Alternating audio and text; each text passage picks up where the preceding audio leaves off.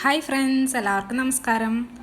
ഇന്ന് ഞാൻ ഉണ്ടാക്കാൻ പോകുന്നത് വളരെ സിമ്പിൾ ആൻഡ് ടേസ്റ്റി ആയിട്ടുള്ള കറിവേപ്പില കൊണ്ട് അടിപൊളി ചമ്മന്തിപ്പൊടിയാണ്. അപ്പോൾ നമുക്കിതെങ്ങനെ ഉണ്ടാക്കുന്നതെന്ന് നോക്കാം. ഞാനൊരു 2 കപ്പോളം കറിവേപ്പിലയാണ് എടുത്തിട്ടുള്ളത്. ഇത് നല്ല ഫ്രഷ് ആയിട്ടുള്ള കറിവേപ്പിലയാണ്.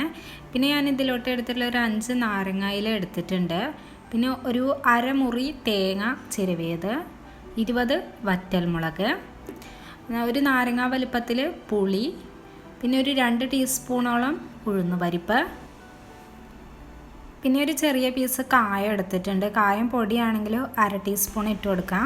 ഇനി ഇതിലോട്ട് ആവശ്യത്തിന് വെളിച്ചെണ്ണയും ആവശ്യത്തിന് ഉപ്പും. അപ്പോൾ നമുക്കിത് എങ്ങനെ ഉണ്ടാക്കുന്നത് നോക്കാം. അപ്പോൾ ഞാനൊരു ചീനച്ചട്ടി വെച്ചിട്ടുണ്ട്. അത് ചൂടായി വരുമ്പോൾ നമുക്കതിലോട്ട് ഒരു 1 ടീസ്പൂൺ വെളിച്ചെണ്ണ ഒഴിച്ച് കൊടുക്കാം. അപ്പോൾ നമ്മുടെ വെളിച്ചെണ്ണ ചൂടായി വരുമ്പോൾ അതിലോട്ട് 2 ടീസ്പൂൺ ഉഴുന്നുപരിപ്പ് 2 മിനിറ്റോളം നമുക്ക് മൂപ്പിച്ചെടുക്കാം.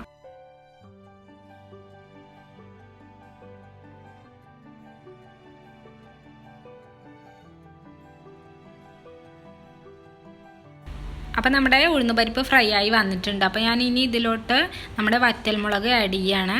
എരിവ് നിങ്ങൾക്ക് ഇഷ്ടത്തിനനുസരിച്ച് ചേർത്ത് കൊടുക്കാം, വറ്റൽമുളകിൻ്റെ എണ്ണം.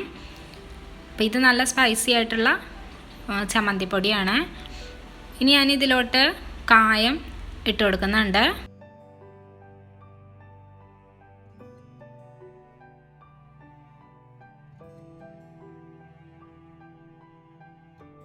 അപ്പോൾ നമ്മുടെ വറ്റൽമുളകും ഉഴുന്നും എല്ലാം നന്നായിട്ട് ഫ്രൈ ആയിട്ട് വരുന്ന ടൈമിൽ നമുക്ക് ഇതിലോട്ട് തേങ്ങ ചിരവി വെച്ചത് ഇട്ട് കൊടുക്കാം.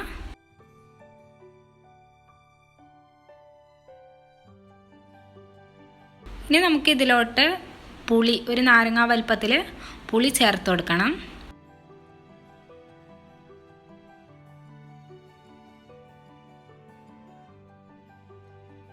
വളരെ സിമ്പിളായിട്ട് വളരെ ടേസ്റ്റി ആയിട്ട് നമുക്ക് ഉണ്ടാക്കാൻ പറ്റുന്ന ഒരു ചമ്മന്തിപ്പൊടിയാണിത്. നമ്മുടെ ചോറിനോടൊപ്പം കഴിക്കുമ്പോൾ വളരെ ടേസ്റ്റി ആയിരിക്കും.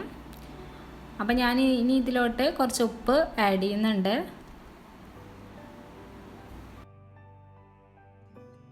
അപ്പോൾ തേങ്ങയും അതുപോലെ വറ്റൽമുളകൊക്കെ നന്നായിട്ട് വറുത്തെടുക്കണം നമുക്ക്. അപ്പോൾ നമ്മുടെ തേങ്ങയും വറ്റൽമുളകൊക്കെ ഒന്ന് ഫ്രൈ ആയി വരുന്നുണ്ട്. അപ്പോൾ ഇതിലോട്ട് നമ്മുടെ കറിവേപ്പിലയും അതുപോലെ തന്നെ നാരങ്ങയുടെ ഇലയും നമുക്കിതിലോട്ട് ഇട്ട് നന്നായിട്ട് വറുത്തെടുക്കാം.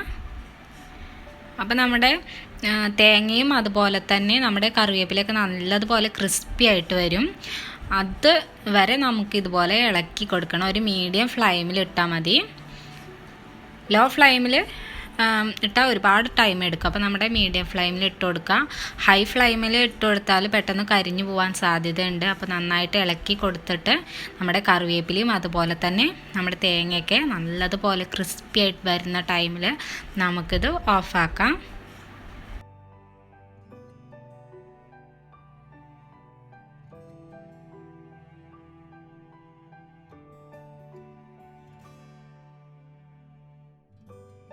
അപ്പോൾ നമ്മുടെ കറിവേപ്പില അതുപോലെ തന്നെ തേങ്ങയൊക്കെ നന്നായിട്ട് മൊരിഞ്ഞ് വന്നിട്ടുണ്ട്. അപ്പോൾ നമുക്ക് ഇനി ഇത് ഓഫാക്കാം. ഇനി നമുക്കൊരു ജാറെടുത്ത് അതിലോട്ട് മാറ്റാം. ഞാനിത് ചൂടൊന്ന് ആറിയതിന് ശേഷമാണ് ജാറിലോട്ട് മാറ്റുന്നത്.